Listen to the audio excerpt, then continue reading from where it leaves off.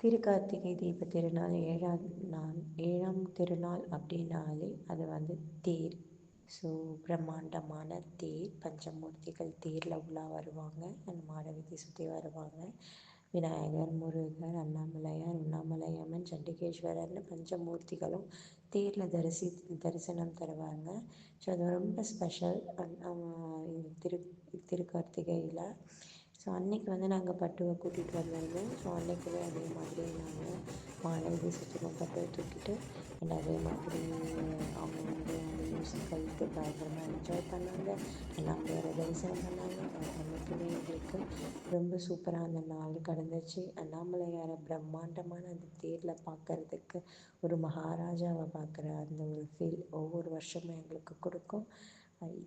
இந்த டைம் எப்படி நாங்கள் அண்ணாமலையாரை பார்த்தாலுமே அவர் புதுசாக அழகாக எங்களுக்கு காட்சி தருவார்.